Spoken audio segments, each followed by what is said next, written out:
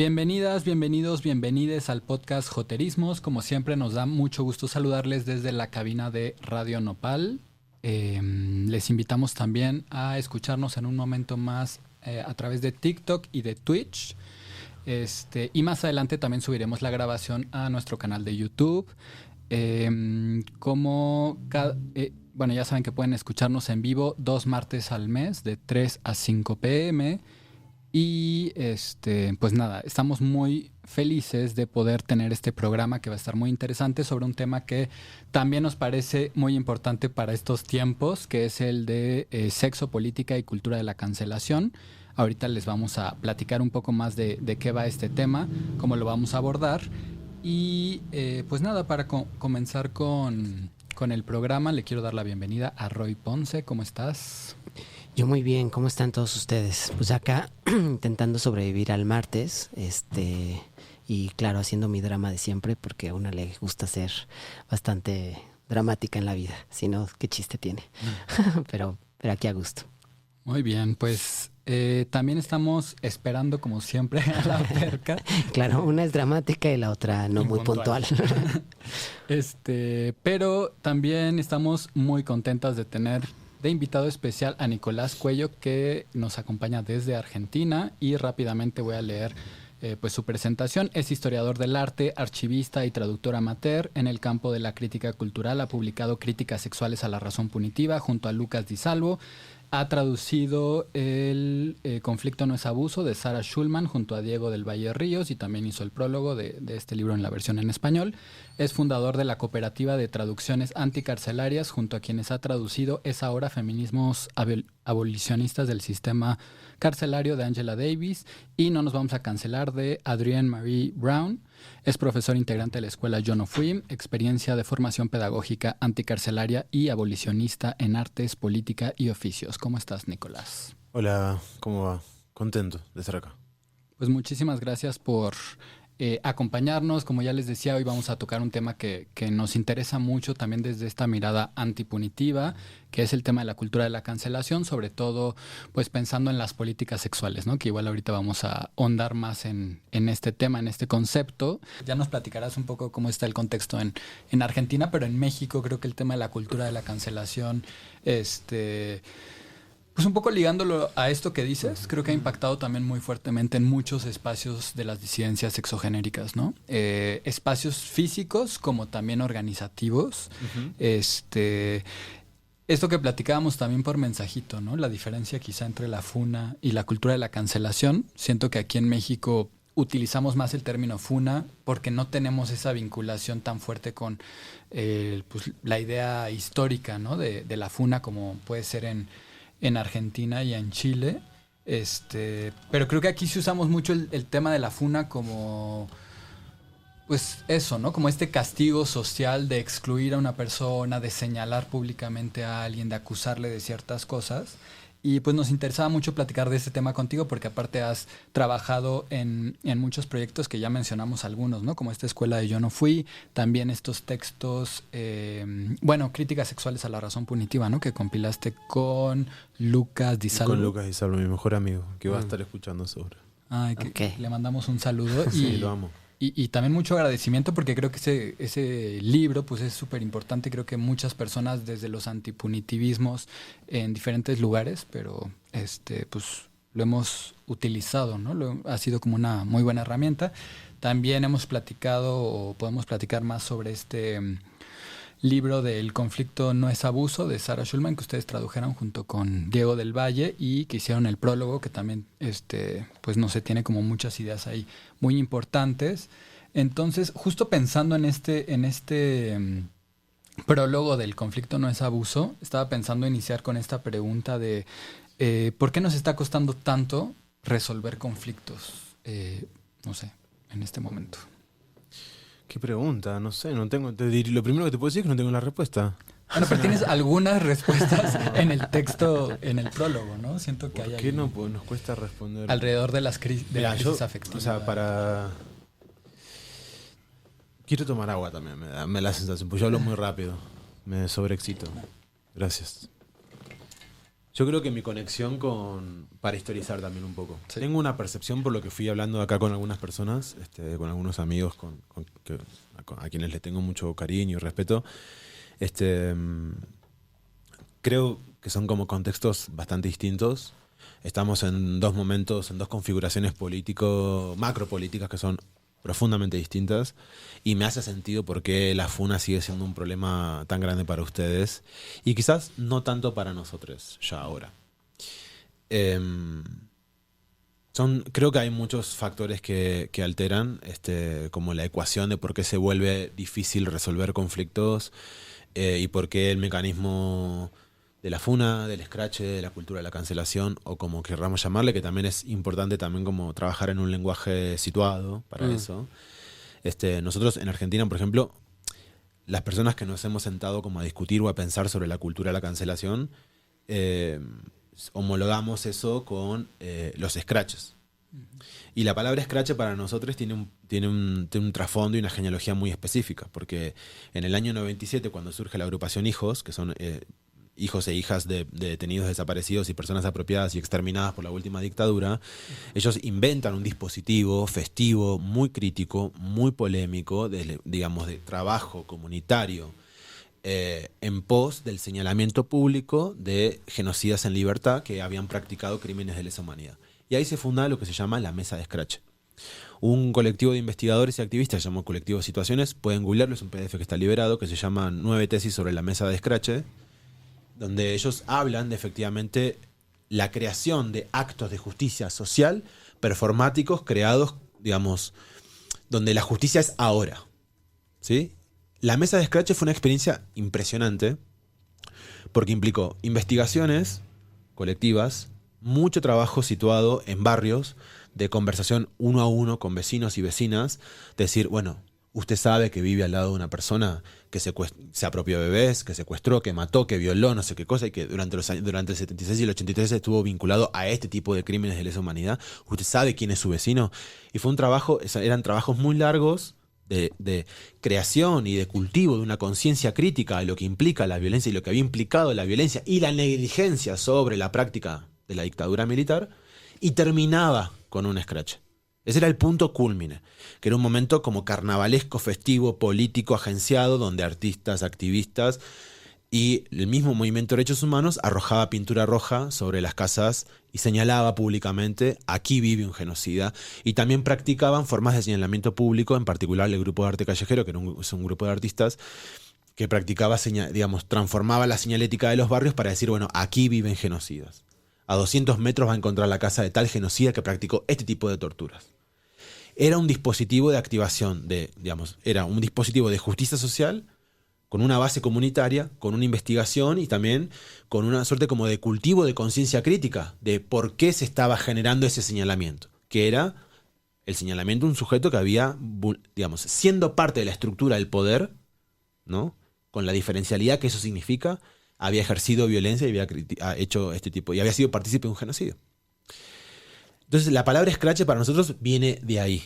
Y el problema, por ejemplo, en Argentina fue, de alguna forma, la conflictividad de ese término moviéndose hacia un contexto donde scratch termina siendo la forma de señalamiento y descartabilidad intracomunitaria por la incapacidad de resolver un conflicto, o por lo que también nosotros trabajamos en ese texto con Diego, que es básicamente la tesis de Sarah Schulman, que es efectivamente la incapacidad de resolver un conflicto y la sobredimensión del daño. Entonces son esos procesos problemáticos en donde la diferencia, cuando no puede ser reconciliada porque no hay capacidad de escucha, porque no hay responsabilidad colectiva, porque no hay una conciencia comunitaria, termina siendo traducida en abuso.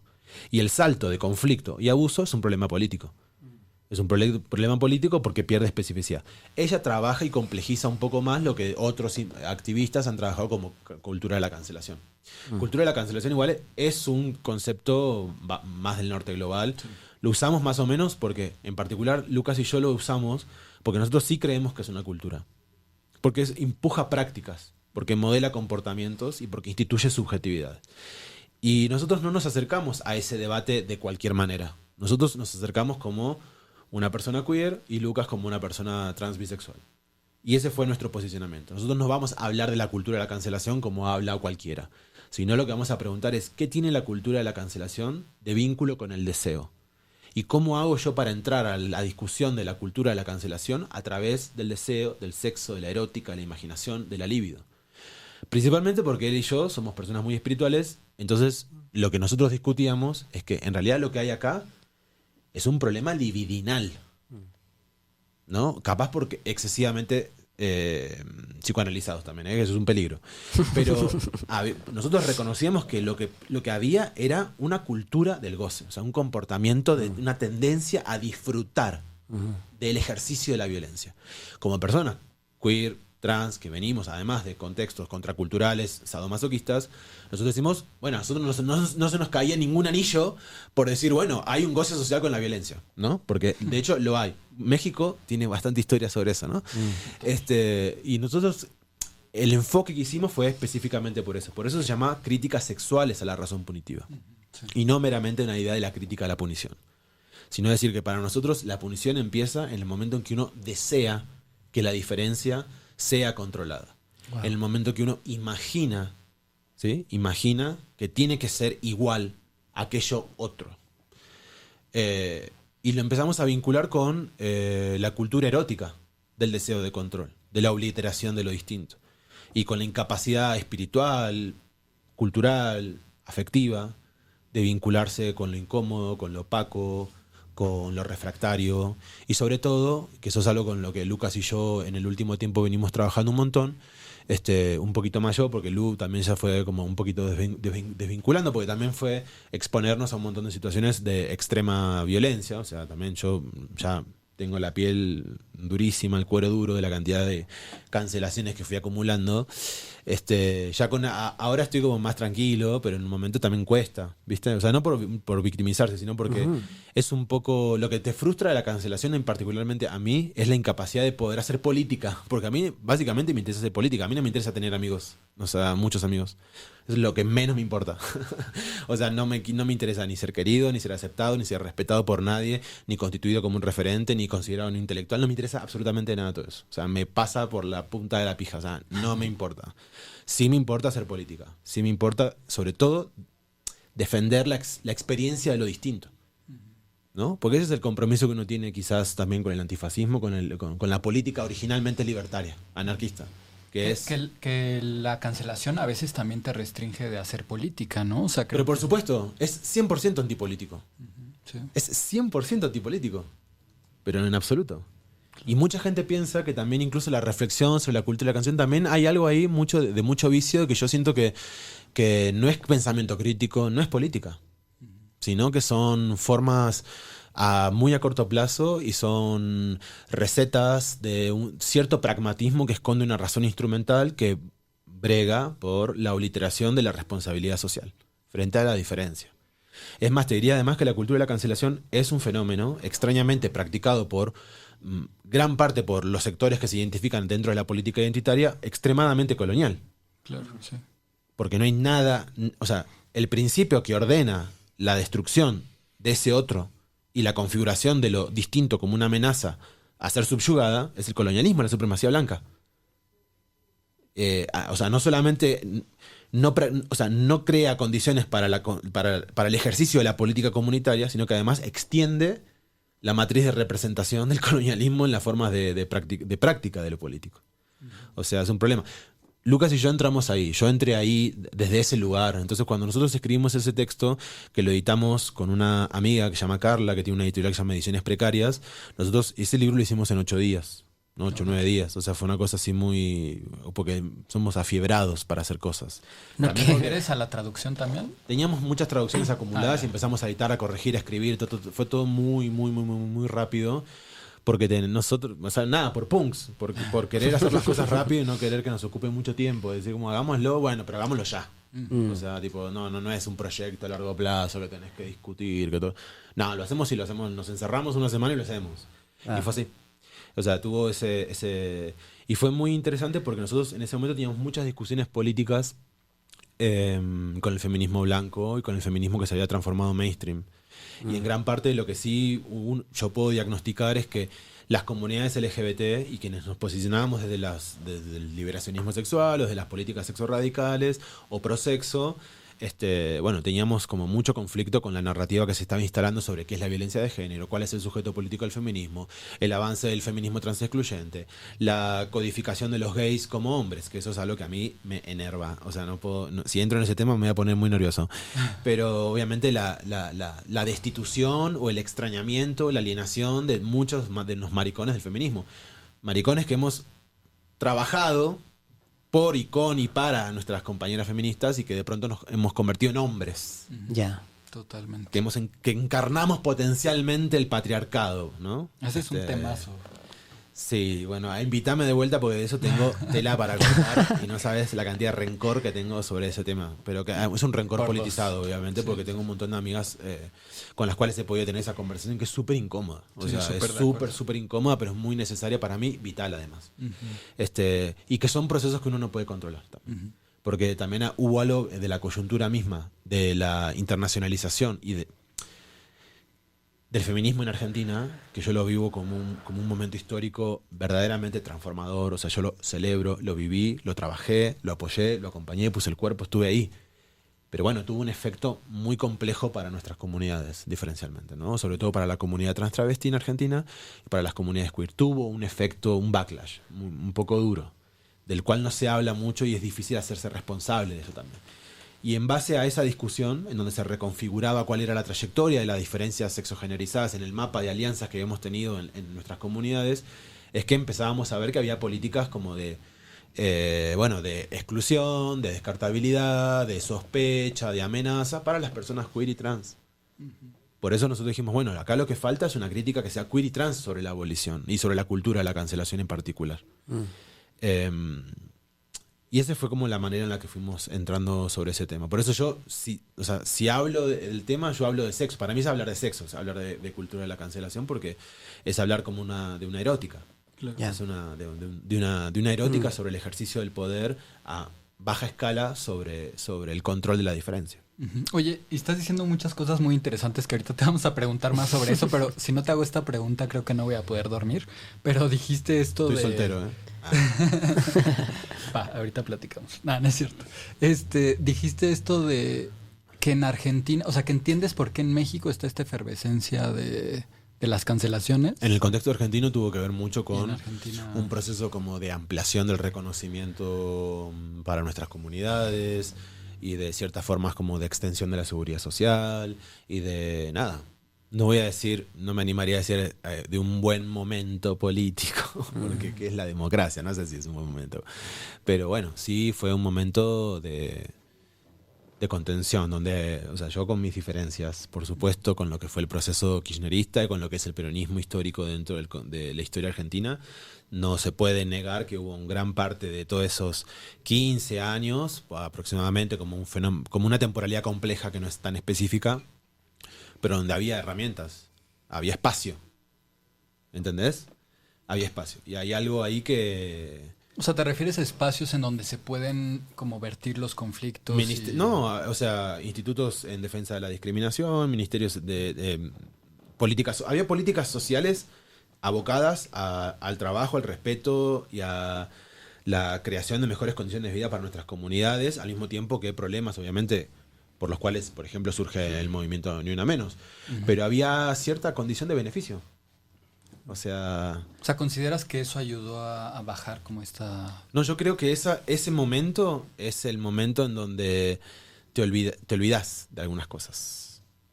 Okay. Órale, qué interesante. A partir de, voy a decir, como de cierto momento transitoriamente privilegiado de cómo están estructuradas algunas realidades de la clase media, por ejemplo. Porque también eso es muy real. La cultura de la cancelación no es un fenómeno extensivo. Es de la clase media acumula, digamos que acumula cierto capital cultural. Eso también es real. Que tiene algo que perder. Y que tiene privilegios, ¿no? Claro. Y que se puede dar licencias en determinados momentos históricos. O sea, y también es una cosa medio loca que yo siento que tenemos que tener cierto cuidado. A un trabajador campesino le vas a hablar de cultura de la cancelación y de FUNA. No. O igual sí, no te va a hacer caso. Porque las formas en las que se ejercen los problemas, la Claro. manera en la que sucede y circula la violencia, las formas de resolución de esos conflictos están mediados obviamente, por su condición de clase. Y por la conflictividad de clase que opera en los modos de creación de esas comunidades en concreto. Entonces también eso es interesante decir, que toda la tela que se corta sobre la cultura de la cancelación, baby, clase media. Como que hay que tomarse un vaso de agua, hidratarse y decir, bueno, si no, me parece que esto es como que también es medio como demasiado cómodo, ¿no? O sea, y creo que en el contexto argentino hubo un golpe muy duro en relación a eso. Una crisis que avanza hasta dejarnos sin comer. Ya. Bueno, sacude. O sea, yo no digo absolutamente nada en términos morales, sino que sacude decir, bueno, ¿desde qué comodidad estábamos discutiendo o nos estábamos permitiendo no vincularnos desde la diferencia?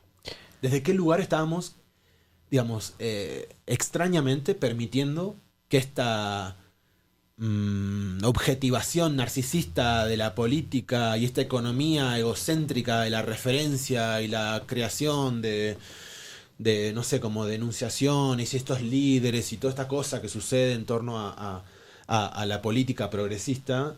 O sea, ¿cómo hicimos para que eso obnubilara lo verdaderamente importante, que es que las redes de tejido de vidas comunitarias y de interdependencia es lo que hay que sostener? Porque después pasa lo que pasa. Acontece un fenómeno político y social como el que acontece y no tenemos de quién agarrarnos. Y tenemos, o sea, lo que pasa ahora en Argentina, si yo tengo que dar una imagen, es que algo se rompió, como diría una amiga poeta artista, Mariela Escafati. Algo se rompió, algo quedó roto. Eso que se rompió en el tejido solidario, empático, comunitario, interdependiente, que no es necesariamente consciente, pero sí es de una empatía más humana. Eso también lo rompimos quienes nos olvidamos de que había que hacer un trabajo constante y diario por sostenerlo como un horizonte, en lugar de perder tiempo con discusiones que tienen un sesgo de clase y de privilegio de clase. Wow.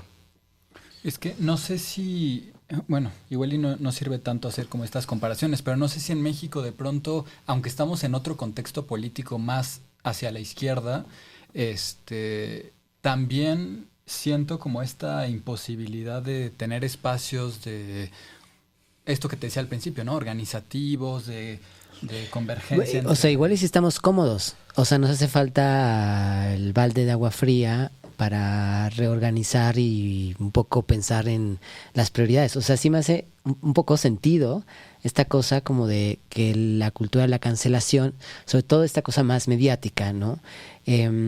Solo afecta como de una manera un tanto, entiendo, superficial. Es decir, no es que no afecte, no es que no haya un impacto o es decir, no es que no la pase a alguien mal, no quiero decir eso, sino que, claro, frente a otra cosa que se presenta, que se levanta ahí más amenazadora y que en realidad pone en la mesa algo que es más crucial, que es la vida misma, sí creo que uno se resetea un poco y dice, no puedo evitar pensar en, ahí va mi metáfora toda horrible, pero a ver, no puedo pensar en una inyección de anestesia en la muela, directa en el nervio. O sea, ¿saben lo que es ese dolor como directo así en la boca? Un dolor así te reinicia el día y dices, mira, la vida es otra, tengo que valorar y priorizar otras cosas y dejarme de estar quejando a lo mejor que sí, qué sé yo. Es decir, entiendo esta cosa de, pues bueno, el malestar es el malestar y uno puede quejarse de lo que se le hinche la gana, pero frente a escenarios en los que en realidad creo yo se juega otra cosa, como de vitalidad, que me parece que un poco lo expresa Nicolás, pues una o dos, o uno se reconfigura, o sea, es decir, uno reorganiza las formas de producción simbólica propia, o sea, es decir, como de cómo estar frente a ese monstruo, o pues no sé cuál es la otra opción, pero o se te va el sueño, que por cierto, sí se te va, ¿sí vas a poder dormir o? Sí, okay. Es una hipótesis, o sea, es una hipótesis claro. En el sentido de que en diferentes contextos en donde explota la discusión o explota se extrema la conversación y la dificultad en torno al scratch, a la funa, a la cultura de la cancelación, es porque también se comparten algunas características en común, ¿entendés? No pasa en cualquier contexto. Claro. No, ¿entendés? Sino que pasa en determinados momentos de configuración de las democracias que empiezan o que por determinadas condiciones de cierta estabilidad o programa político que además es aparente. No es tan acierto. No es que el país estaba funcionando bárbaro, entonces que dijimos, bueno, che, nos tenemos que quejar de algo y bueno, vos me hiciste daño, entonces vos sos un violador, porque lo que sea. No se trata de eso. Sino que hay una secuencia de cómo la misma democracia liberal va funcionando y también democracias liberales que han instrumentalizado el reconocimiento de la política de identidad en favor de sostener configuraciones complejas de gobernabilidad, me parece que también responden más específicamente a eso. O sea, yo vuelvo a decir, también creo que son hipótesis que hay que sacar diagramando desde lo local pero con lo global, ¿no? También pensá que en gran parte la popularización de la cultura de la cancelación, de las funas, de los scratches, también tiene que ver con momentos de mucha incorporación de las diferencias de LGBT al Estado. De un avance muy radical del multiculturalismo en la industria de masas y también de la política de identidad en la gobernabilidad pública y en las políticas culturales. O sea, hay un correlato ahí. Y ese correlato hay que objetivarlo. ¿Entendés? O sea, no se trata solamente de que, pucha, somos una comunidad que no se puede poner de acuerdo. No. Claro. Porque también eso es infantilizar la discusión en torno a la cultura de la cancelación y la funa. No, es verdad. En mi conflicto personal con vos, que yo, digamos, no puedo codificar de una forma comunitaria, pero en esa conflictividad, en esa mala traducción donde nuestro conflicto se transforma en un abuso y que crea una cultura de descartabilidad, de señalamiento, de blacklisting, de persecución ideológica. Es verdad, eso sucede y es el fenómeno de la cultura de la cancelación. Pero ahí están actuando otro tipo de fuerzas que tienen que ver con las economías macropolíticas de cómo es que llegamos a esa inteligibilidad mutua. Si no, estamos perdiendo una perspectiva de clase de la discusión. Y terminamos, vuelvo a decir, nosotros terminamos reduciéndonos meramente a la diferencia cultural que podemos llegar a tener o a la diferencia subjetiva del comportamiento. Claro. Y no, hay que hacer un esfuerzo por volver más compleja esa conversación. Y sobre todo en términos de fluctuación económica y sobre todo de lo que implica el reconocimiento estatal, que es algo de lo que poco se habla por lo pronto en Argentina. Ferca. Sí, bueno, pues no sé si pueda formular mi pregunta, pero voy a intentarlo. Quisiera que hablaras, Nico, un poco más sobre esta cuestión de lo sexual en la política, porque me parece que, pues, tú hablas, por ejemplo, algo que me parece fundamental es la noción que das de diferencia sexorracial, por ejemplo, y que tiene que ver con una noción de diferencia muy distinta de la que maneja, por ejemplo, pues la cultura neoliberal, ¿no? Que también maneja la noción de diferencia, pero desde, pues, por ejemplo, el multiculturalismo, que tiene que ver con, pues, otras genealogías, y que no, o sea, que al final es la otra cara de la moneda de, pues, los movimientos fascistas que hay ahora, porque, pues, finalmente, y un poco para responder a la impresión de Emma, sí, en México vivimos, me parece que un momento en donde hay una cierta, un cierto avance de un cierto tipo de izquierda también, que es una izquierda que me parece que no tiene todavía esta capacidad de pensar en que, bueno, pues hay que integrar muchos de las críticas que hace las diferencias sexogenéricas, los feminismos, a ciertas nociones clásicas de sujeto político, ¿no?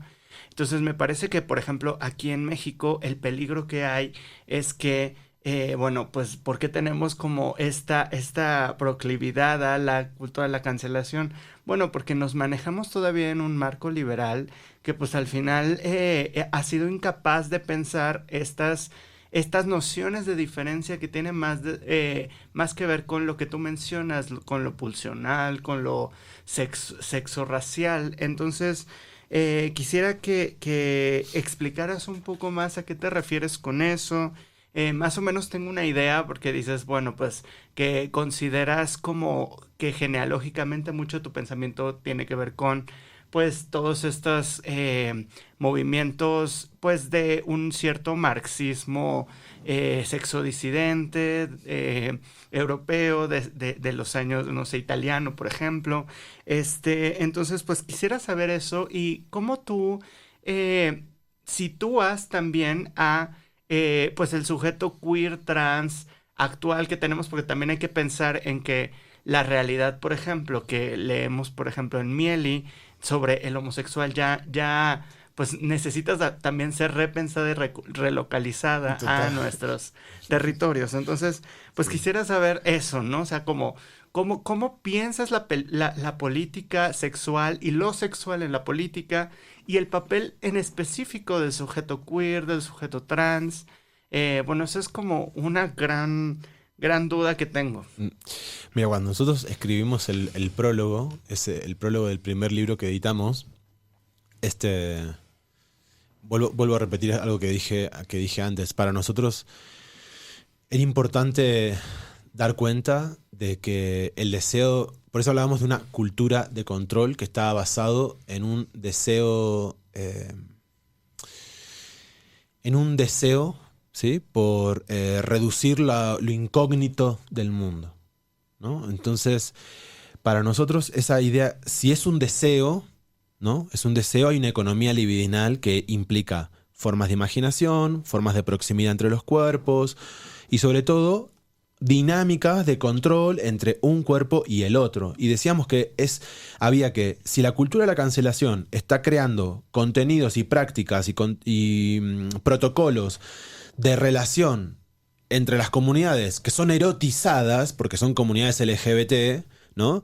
Es decir, bueno, lo que hay que hacer es responder con una política sexual que piense esa dinámica, ¿no? Porque efectivamente, ¿por qué surge el problema? Porque, bueno, problemas entre parejas, por formas de acoso, por malinterpretaciones en espacios de levante, bueno, en fin, por un montón de cosas. Me tocó demasiado el pelo, bueno, no sé, todos esos vericuetos en donde las personas, como decimos en Argentina, se sentían zarpadas y las llevaba a hacer un descargo público de cómo determinada persona había cruzado un límite y había ejercido formas como de abuso sexual en esa traducción complicada que por muchos momentos es una zona muy opaca donde se traduce de mala manera el conflicto y la diferencia y la falta de comprensión y de código compartido sobre la cultura del sexo hasta la condición de abuso. Obviamente otra cosa es el verdadero abuso y la verdadera práctica de la violación, ¿no? Que eso es un tema que no sé si tiene tanto debate, ¿no?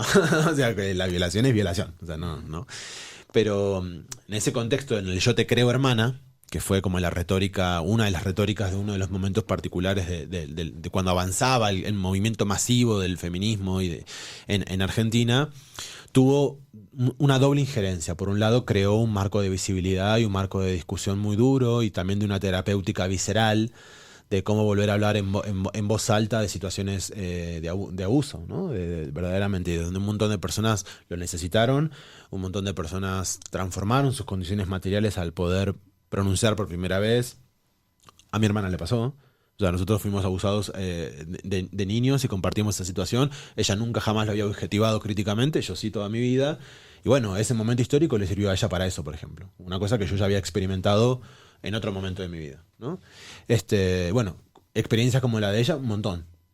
Y en ese sentido fue transformador, porque creó un campo de reconocimiento empático y humano. Y al mismo tiempo creó también condiciones, porque también liberó un significante polémico y una imagen muy grande, en donde la circulación del dolor se convirtió en forma pública, se convirtió en un flujo energético difícil de controlar. Difícil de controlar.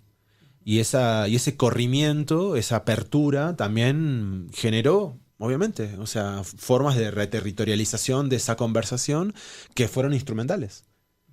Y que fueron, digamos, no exageradas, sino sobredimensionadas por la intensidad de un momento histórico. Que a veces lo pensamos o criticamos, y es importante, o sea, es importante usar el dispositivo de la historia para criticar esos fenómenos, porque los fenómenos no son históricos, son comunitarios.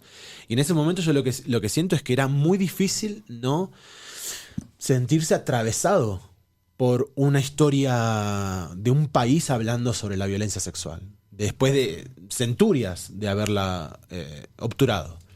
Entonces, bueno, va a doler. Va a doler y además, o sea, es como prácticamente era imposible que no nos llevara puestos. O sea, era prácticamente imposible que no generara dolor, ¿no? Y un dolor innecesario. Y que no generara malos entendidos.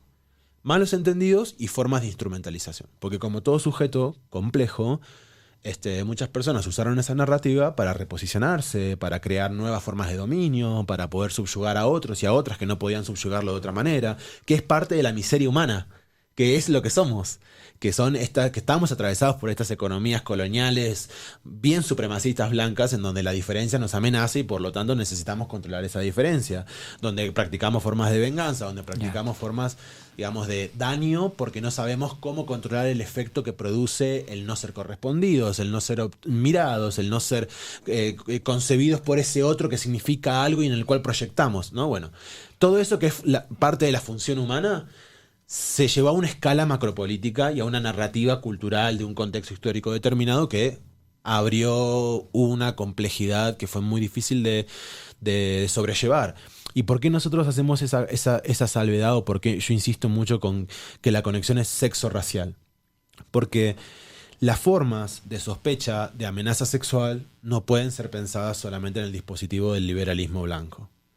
Porque si hay algo que funda la sospecha de la amenaza sexual y hay algo que funda ese otro amenazante en términos sexuales, es el espectro racializado, ¿no? O sea, y es así. Porque no es lo mismo que la presencia de un gay blanco con prácticas relativamente complejas en sus modos de erotización o en su sociabilidad sexual que la mía. No es lo mismo. O de una persona incluso con la piel más oscura que yo. No es lo mismo. No es lo mismo la presencia sexuada de un hombre negro en el espacio público a la noche que la de una persona blanca. Por más que quizás los dos potencialmente puedan ejercer violencia sexual o no. Pero no es lo mismo, porque uno ya aparece sexualizado, ¿no? Y ese es el dispositivo de la colonialidad y el supremacismo blanco. Entonces es muy difícil no entrar al conflicto del desacuerdo, la diferencia en nuestras comunidades sexuales o en el dispositivo de la sexuación sin este dato de la raza, porque siempre está en juego, incluso si sucede entre dos personas blancas, porque siempre tiene que estar en juego porque es un elemento que hay que configurarlo como parte de una lectura de ese sistema. Entonces, por ejemplo, nosotros cuando discutíamos mucho que en nuestras comunidades pasaban cosas así como se instauró, supongo que aquí también, o sea, después me contarán porque si no estoy como un loco hablando solo, no quiero. Pero nos pasó que se instauró mucho la idea como del espacio seguro, el espacio seguro, el espacio seguro. Bueno, ¿y quiénes son quienes hacen inseguro a un espacio? ¿No? La masculinidad de determinados gays cis se convirtió en uno de los principales efectos de objetivación crítica y de extrañamiento. Por supuesto, los hombres heterosexuales en general. Después entramos los gays. Incluso los gays que no nos reconocemos como hombres y nos reconocemos como gays en términos de experiencia de género. Que eso siento que es una conversación muy generacional que ahora los gays no tienen esa vibra. O sea, los gays que...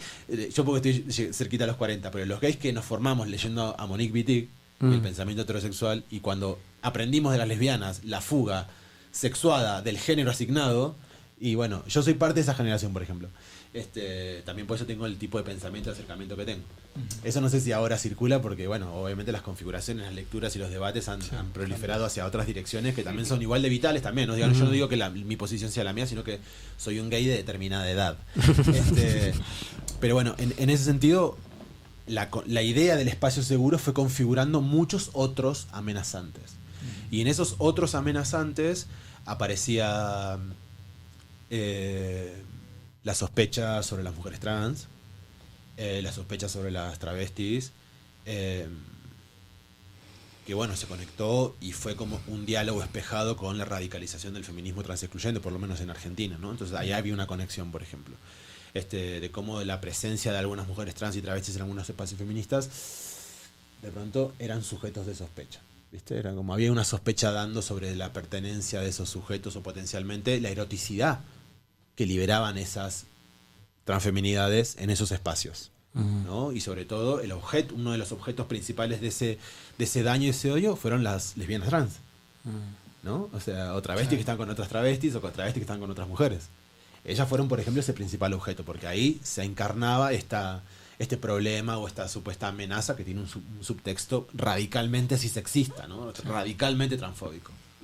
Entonces, insisto, para nosotros era crear un marco de interpretación en donde pudiéramos decir las formas, la incapacidad de resolver los conflictos intracomunitarios en comunidades sexuales tiene un origen que es una matriz de pensamiento que tiene que ser sexualizada y racializada como en términos de digamos, políticos, ¿no? Por eso decíamos, la crisis es una crisis subjetiva, es una crisis del deseo. Lucas acuñó una frase que es el deseo de un mundo sin exceso. Y ese es lo que funda esa crítica sexual a la razón punitiva. Si nosotros consideramos que el punitivismo, o sea, sistematizado por la ciencia dura y por la gente seria, como esa forma, digamos, a través de protocolos, doctrinas, disciplinas, ¿no? Para contener, para cuidar, para generar condiciones preventivas, nosotros decíamos, bueno, nosotros hicimos todo lo que hizo el racionalismo punitivo en la política y en la administración del complejo carcelario, nosotros lo llevamos hacia la configuración del erotismo intracomunitario. Nosotros lo llevamos hacia las formas de sociedad. O sea, hicimos eso cultura. Ahí sí lo hicimos cultura.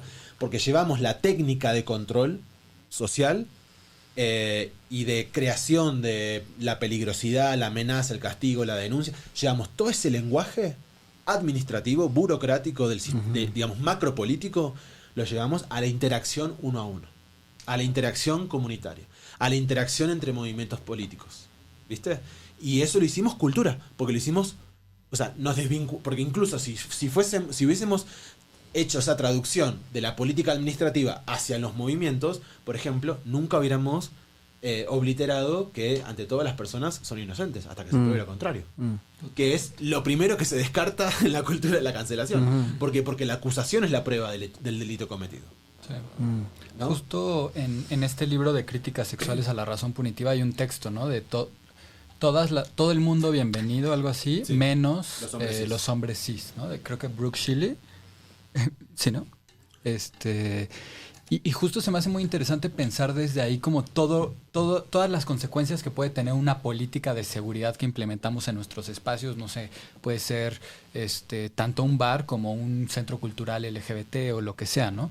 Pero eso, ¿no? Creo que al final está bueno pensar lo que hemos comprado por seguridad, ¿no? Lo que entendemos por seguridad. Y como tú dices, también como estas ideas de prevención de que pase algo, cómo excluye a ciertos sujetos de antemano, ¿no? O sea, antes de que además suceda... es una política creada por las comunidades LGBT que va en contra de la premisa de la comunidad LGBT. Totalmente. Que es, ¿quién sos vos para decirme qué tengo que ser yo o cómo tengo que aparentar ser lo que quiero ser? Justo entonces, la dinámica visual del espacio seguro, o sea, es históricamente contradictoria con el horizonte de transformación radical del sexo y la experimentación del género por el cual estamos acá, además. Claro, pero se conecta con esto que han estado poniendo en la mesa, que tiene que ver con esta como aparente necesidad, bueno, ni tan aparente, de controlar la diferencia, ¿no? O sea, es decir, porque supongo que tuvo el éxito que tuvo esta suerte de mensaje de los espacios seguros, porque era una manera también de homogeneizar, se dice así, la cuestión y la dinámica, ¿no? O sea, es decir, como que, o sea, sí queremos fiesta, pero un poco controlada, ¿no? No me vayan a salir con cosas raras, qué sé yo. O sea, es decir, pienso que lo que se pone en juego también es una cosa que tiene que ver con la cosa, voy a llamarle lo singular de cada uno frente a la diferencia radical, que es que en ocasiones puede producirte, pues, qué sé yo, un montón de cosas si no la elaboras. Y no sé a dónde quería ir. Estos son los problemas de la edad, por cierto. En fin, me perdí en el camino, pero bueno, quería apuntar eso. La sustancialidad identitaria y la política somática que genera el espacio seguro es muy contraproducente, es tóxica y es muy dañina para nuestra comunidad. Porque nosotros, por ejemplo, en ese momento experimentábamos decir, bueno, le estás pidiendo a una persona trans que sea legible para vos. Claro. Estás midiendo la transición de una persona a partir de si toma o no toma uso de las tecnologías de reafirmación del género y de salud transicional del gobierno. Claro. Le estás pidiendo a un gay que solamente sea gay según lo que vos, que no sos gay, querés que un gay sea. Claro. Sí, hay un examen visual, ¿no? De cómo te Por eso ves, es qué somático, tanto- es somático y es de comportamiento, por eso es cultural, porque es una política visual, básicamente. Claro. Y en México justo se aplicaron estas políticas, ¿no? De solo no entran personas, hombres cis, ¿no? Y aún en los espacios en donde de pronto también empezaron a excluir a las mujeres trans y en fin, ¿no? Empezaron a ser cada vez más cerrados esos espacios. Aún en esos espacios había violencias, ¿no? Por o sea, supuesto. es que es absurdo pensar que esas medidas preventivas, que aparte eso, o sea, me parece interesante ligarlo al punitivismo como más amplio, ¿no? Como ustedes lo hacen en el libro, de pensar que así funciona el punitivismo, ¿no? Así funciona la policía, así funcionan las prisiones, el ejército, o sea, como también de caracterizar a el sujeto que debe ser perseguido, ¿no? O el sujeto que es peligroso.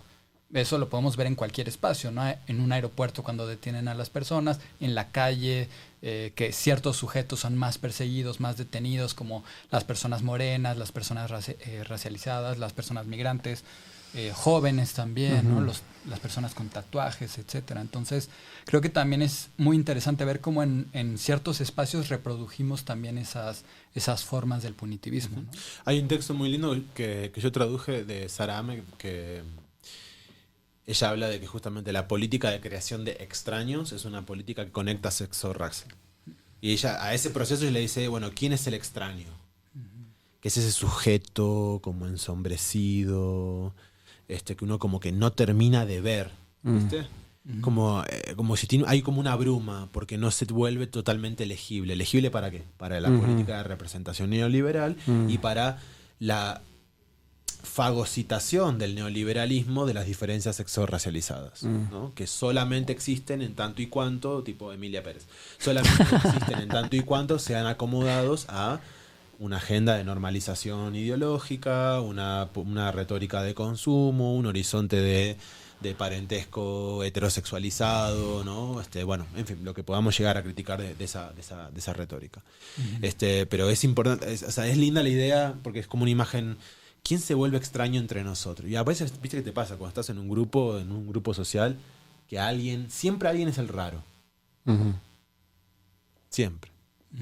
Y sobre todo en los espacios así llamados críticos. ¿Viste? Hay algo mucho de la soberbia intelectual de los activistas y de los intelectuales y los académicos que inconscientemente, inorgánicamente, ya instituyen en una economía de silencio quién está fuera. Sí. ¿Quién está fuera del consenso? Por eso siempre, y yo eso se lo decía el otro día a Tadeo, Saludos, Tadeo. sí, saludos, mi amor. Le decía, para mí ser maricón es ser un traidor. O sea, es traicionar la herencia, traicionar la afiliación, traicionar. Es como ser un payaso, ¿viste? Es como, yo lo conecto con lo clown, lo conecto con todo eso, es como que siento que esa es mi genealogía.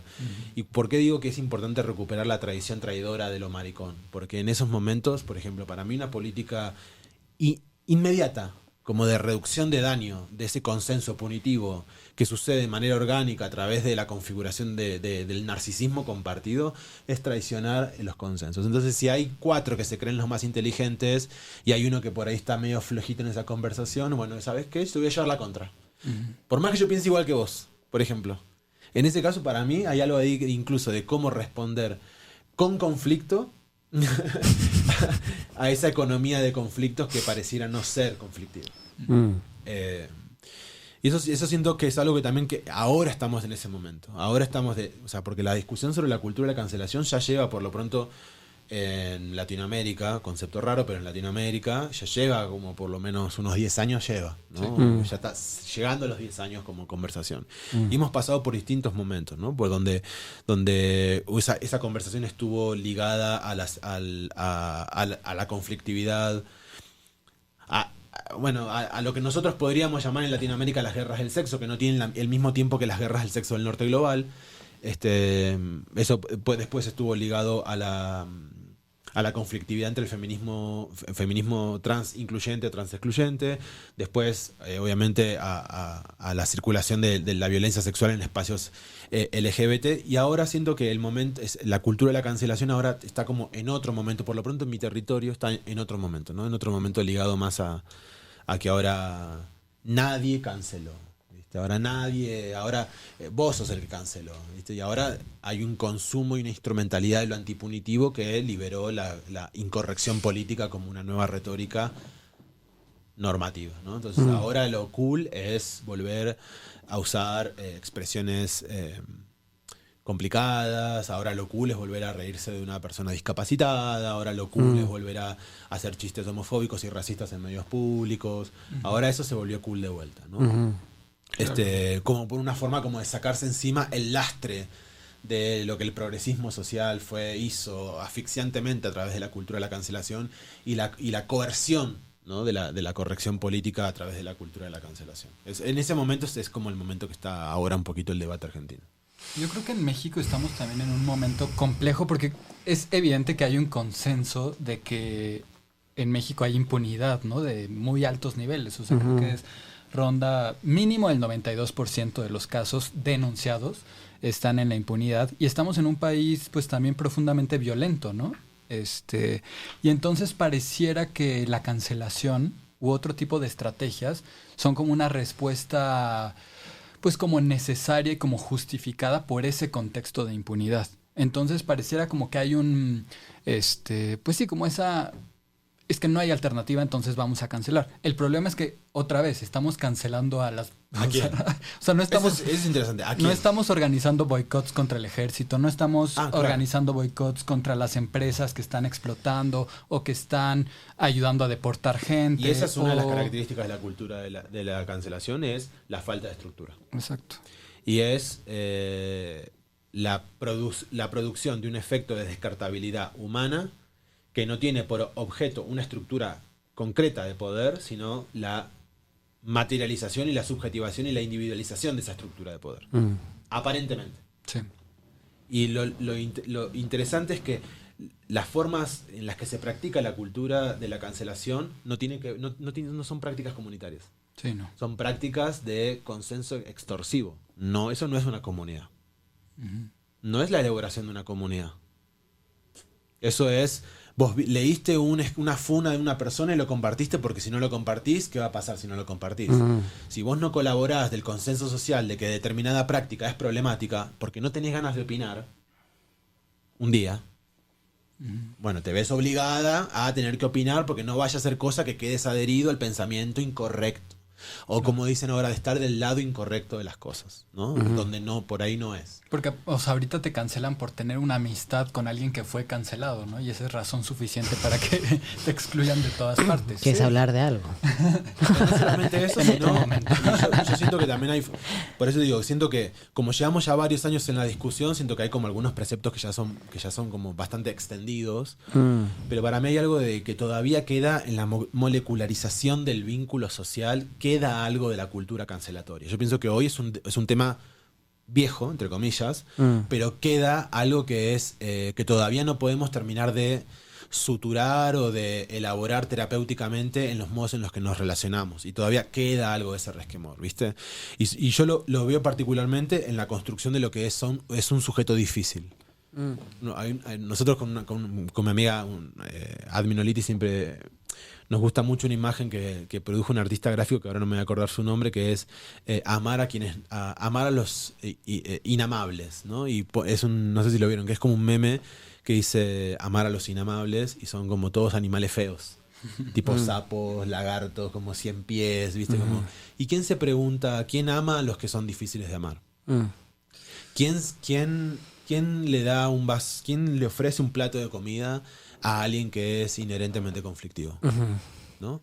Y hay esa pregunta para mí sobre la dificultad de la conflictividad de lo humano entre sujetos que son como fáciles de llevar y los que son difíciles de llevar, para mí también es como que sigue ahí un poco, ¿no? O sea, ahora yo siento también que es como muchas personas ejercen crítica cultural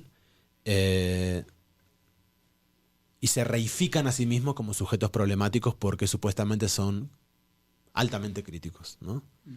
Y a mí me parece que eso no es real. Un sujeto difícil es un sujeto que opera en una dificultad que no es una dificultad programada. Okay. La dificultad programada es performativa, es escenográfica, es una gestión intelectual. La dificultad de un sujeto lo sabe cualquiera, es una persona que por ahí tiene limitaciones para poder elaborar condiciones del propio trauma, es una persona que tiene, otras conflictividades que no son vuelta a discurso. ¿Viste? Sí. Y yo creo que hay algo de ese problema, pero o sea, en términos generales, ya un poco conocemos que la cultura de la cancelación opera como una práctica descontextualizada, inflamatoria, desorganizada, de baja escala. ¿Por qué? Porque no toca las configuraciones inherentes de cómo se distribuye desigualmente el poder. Y sobre todo también yo agregaría que tiene este efecto que es una política espejada de el daño que ha producido la instrumentalización multicultural de la política neoliberal sobre las identidades. Siento que hay que también verla así para no autolatigarnos y decir, mira la mierda en la que nos hemos convertido, ¿no? Es decir, sino verdaderamente somos objeto de eso. Yo soy objeto de eso. Yo he sido, o sea, soy parte, colaboro con ese sistema. O sea, lo hacemos todos y todas, de alguna u otra manera. Entonces, bueno, el problema es que vos no podés sacarte eso de encima. Lo que podés hacer es objetivar críticamente cuáles son las maneras en las que vos estás reproduciendo un efecto construido institucionalmente sobre tu diferencia a partir de leer históricamente el contexto en el que estás produciendo una crítica, una interacción. ¿Entendés? Pero siento que se ha modulado. Sí, la charla. Me hicieron acordar, no sé, voy a poner como un poco en la mesa, el año pasado. Es decir, escuchaba a Rita Segato en un conversatorio lanzar un poco la hipótesis. Tampoco es que yo la haya seguido mucho en su hipótesis, ni la arrastré después, pero es decir, en esa conversación ella apunta que decía algo como que posiblemente el nivel de violencia que se vivía en redes, ¿no? O sea, esta cosa un poco de repente desbordada, tenía que ver con que no había un cuerpo como tal. Es decir, o sea, no había una cuestión del cuerpo como estamos aquí sentadas las cuatro, ¿no?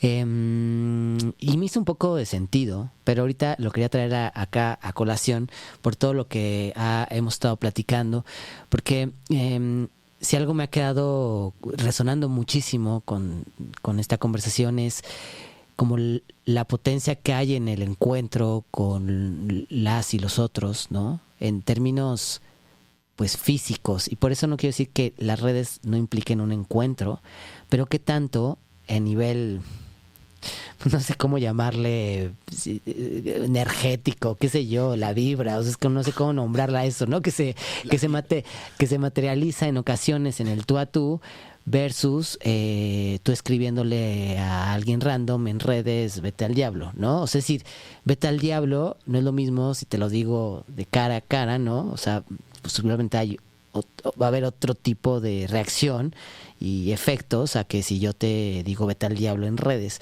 Entonces, quería subrayar por un lado lo que posiblemente pueda ser, no sé si la clave, eso es mucha pretensión, y no quiero que Nicolás en este momento me vaya a llevar la contraria. Entonces, como... También es parte del conflicto.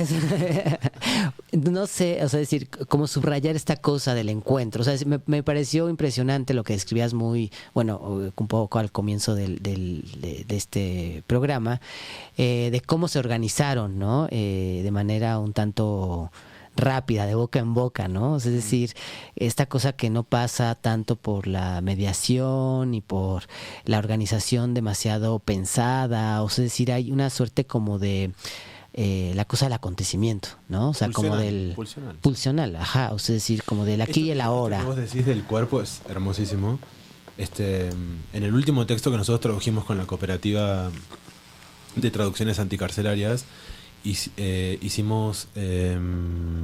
trabajamos sobre el libro de Adrián Mari Brown que se llama No nos vamos a cancelar, que va a salir acá en México por la editorial Utópicas. Sí. No sabía. Sí, lo conocí a Luis en Buenos Aires y a él le copó el trabajo de la cooperativa, así que estuvo lindo. En una parte de ella, cuando habla de justicia transformativa, porque el libro es, o sea, no nos vamos a cancelar y sueños de justicia transformativa. Ella, el tema del tiempo y de la presencialidad, para ella es una condición sine qua non. No existe, o sea, y ella pone un ejemplo que es muy bonito, que es decir, por ejemplo, nosotros tenemos, cuando vos tenés un problema con alguien, estás cara a cara, discutimos.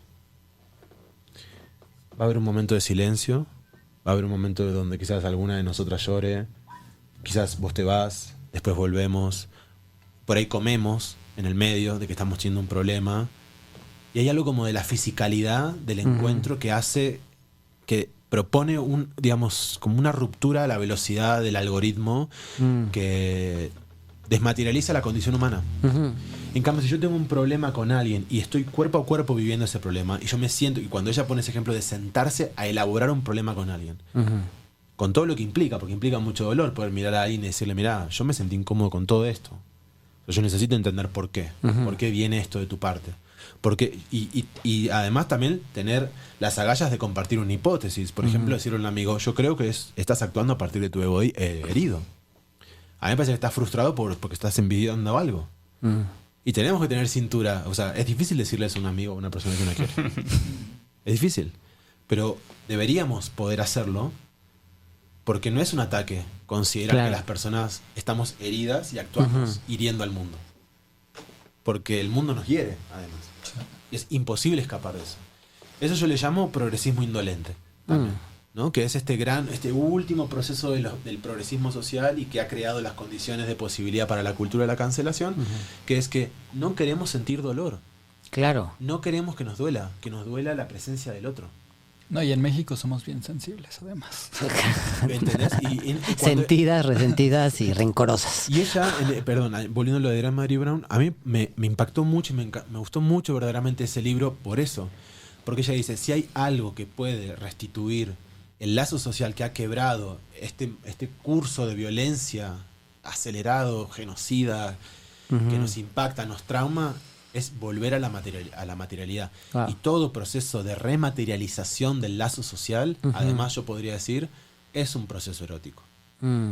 Y es volver a erotizar la política. Cuando vos me preguntabas, ¿qué tiene que hacer el sexo con la política? Erotizarlo. Es decir, sentir deseo de estar con otro, deseo de una comunidad, deseo de que podamos entendernos, de que podamos vivir.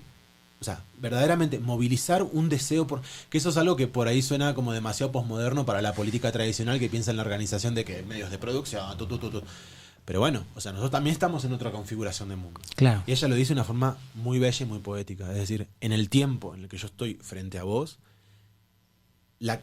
el acto de la justicia transformativa sucede a partir del silencio, de lo atenuado, de esa incomodidad que empieza a aflojar despacito, por ahí esas miradas, esos códigos que nos vamos permitiendo, por ahí en un encuentro, en 2 encuentros, pero es real. Y es una rematerialización del lazo social, es una reerotización de la política en la interdependencia de los sujetos. Ferca, y después vamos a ir cerrando porque ya casi se nos acaba el tiempo. No, bueno, yo nada más vi la hora y dije, necesito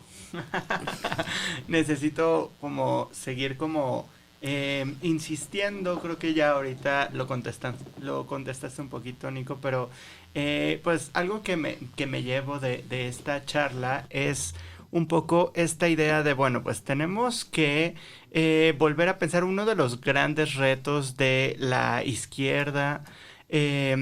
Pues en general lo veíamos la sesión pasada, pues era, bueno, pues traer también otra vez a la discusión pública la cuestión, pues materialista, ¿no? La cuestión de, pues que esta es una lucha también anticapitalista porque, pues vemos que los fascismos, el ascenso de los fascismos, tiene que ver con la otra cara de la moneda de pues este momento de la pluralidad democrática, ¿no? Digamos que parecen opuestas, pero están jugando en un mismo marco, ¿no? Entonces, algo que yo me quedo es con esta cuestión que tú propones sobre la política sexual, sobre lo sexual en lo político, y pues simplemente para cerrar, yo creo que sería como, pues algo que creo que puede sintetizar muy bien, que pudieras respondernos, pues, ¿Cómo pensar yo sé que ya lo has comentado ahorita, que además pues es parte fundamental de lo que estás argumentando, pero pues vale la pena, digo, explicitarlo para el final de la sesión de esta charla. ¿Cómo poder pensar hoy en día una revolución sexual, una revolución sexodisidente en términos materialistas, sobre todo de cara a ya no quedar atrapados en estas lógicas capitalistas, liberales, que pues finalmente juegan en un mismo terreno, que vio ascender el fascismo antes y lo está haciendo ahora? Sí, yo creo que puedo dar una impresión de una pregunta así tan grande y tan bonita, desde un montón de sesgos. Yo pienso que dentro del espectro de quienes nos identificamos en la política sexual hay como gradientes de radicalidad, hay gradientes como de intervención crítica que, bueno, que hacen a la diferencia de nuestra comunidad o de nuestro espacio inorgánico de pensamiento o de agencia crítica. Yo pienso que lo más importante es defender la diferencia. Yo pienso que creo que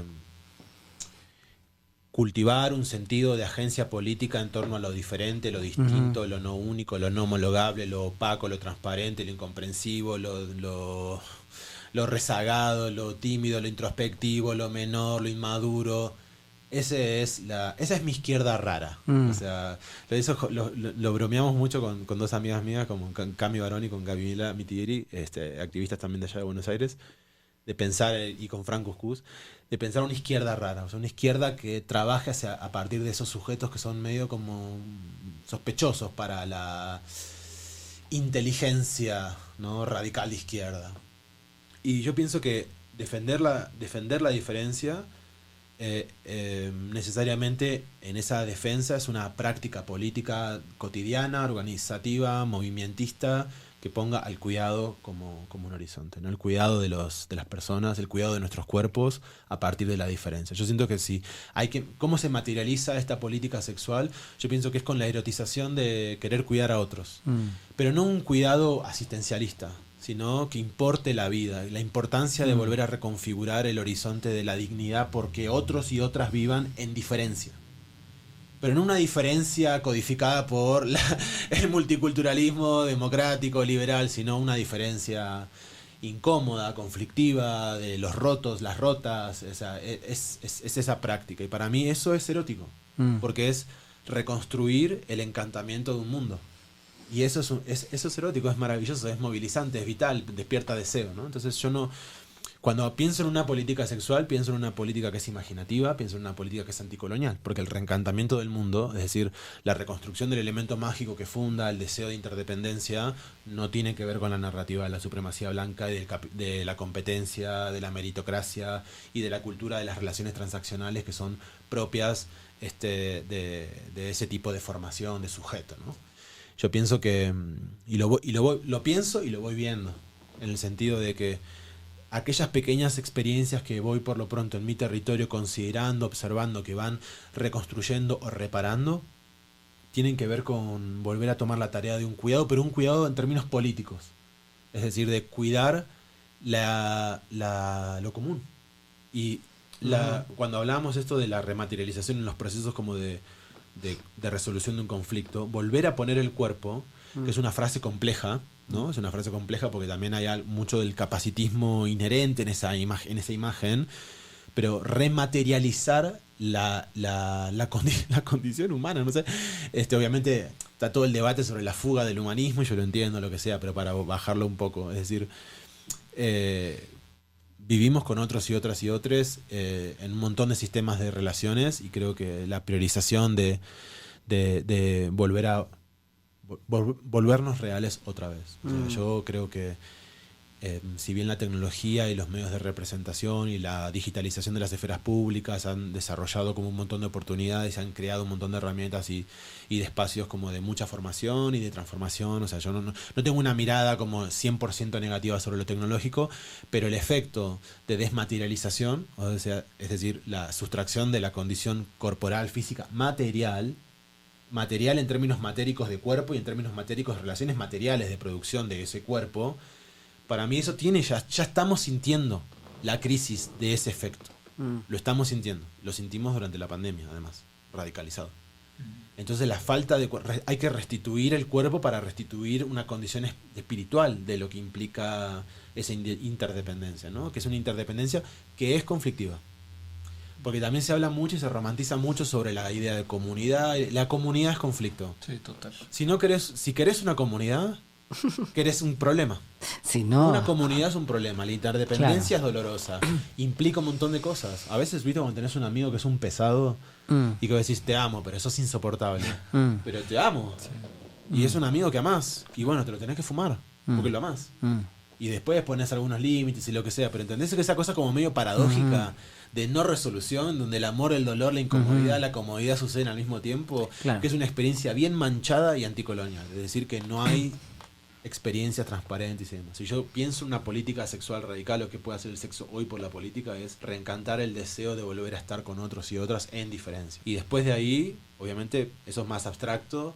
Después ahí hay que bajarlo a políticas concretas y sobre todo, por ejemplo, ahora en el contexto argentino, bajarlo a políticas concretas que puedan conservar el reconocimiento, los derechos y que no se pierdan todas las garantías que los movimientos hemos logrado arrancarle y arrebatarle al Estado para que puedan crear mundo, para que la realidad sea vivible para un montón de personas que necesitan de asistencia y necesitan protección. Oye, pues muchísimas gracias. Justo ya estamos cerrando este programa, ya se nos acabó el tiempo, pero la verdad es que siempre pensamos Joterismos como un espacio que pueda vincularse con otras luchas, con otros proyectos, con otras, pues sí, personas y nos quedamos con las ganas también de escuchar más sobre la escuela Yo No Fui, que igual creo que estaría buenísimo justo como estas experiencias antipunitivas, quizá poner ahí algunas ligas en el video que vamos a subir a YouTube de este episodio, junto con los libros, ¿no? También que estuvimos comentando.